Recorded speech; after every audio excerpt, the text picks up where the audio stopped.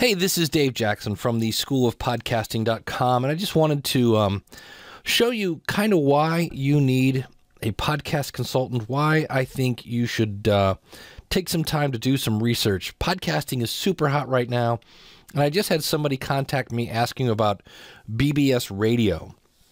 And I just want to point out here that for $39 an hour, you can have a live show. Now, if you want an engineer on the line with you, it's another $20 an hour. If you want an off schedule, it's $50 a month. And they talk about syndication. They're going to syndicate you. If you go over here, look, we'll syndicate you to things like Twitter and Facebook and LinkedIn. You can do that without a network.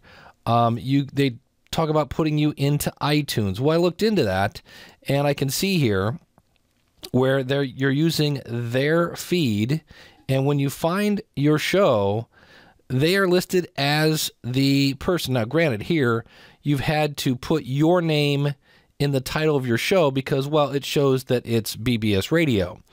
And what's interesting about this is if you actually go in here and you click on a website, are you promoting your website? No, you guessed it. This goes to their website. And so it's very much, everything is in the interest of them, and they're going to charge you way too much for this. And here's another clue that this company doesn't get: podcasting. I just downloaded a show from their network, and if I click on this, we should have titles over here. You'll see here where the only information that shows up is the actual name of your file. There's no artwork, zero. So your branding is not making a great first impression. Now, I will give them credit that here they actually record at 44.1, 128 joint stereo. It's a little overkill for talk, but okay. But look up here. The archives, the podcast ownership rights are shared by BBS Radio and the broadcaster. That would be you. In other words, both the host and the network have 100% right to do with the audio archives as they choose. So if they decide they want to sell your show, they can, without the involvement or the remuneration of the other words. In other words, we can do whatever we want. Further exclusive rights can be granted to the broadcast host, that would be you, where desired. However, program costs are then 20% higher than the normal rates.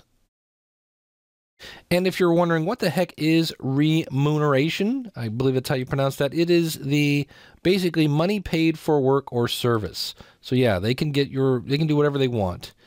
And you can see up here, we syndicate your program to other networks. You know, you can be heard on iTunes and Stitcher. You don't need a network for this. In fact, you don't want a network for this.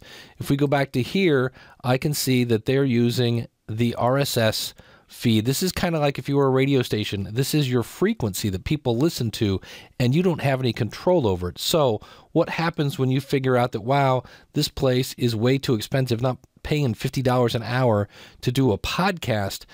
Chances are I have an email into them, but if they don't agree to tell wherever you move to, let's say you move to Libsyn or you move to Blueberry.com. These are podcasting services. Let's say you move there and they tell you they're not going to redirect this to say, hey, I used to live here, but now I live over on this other service.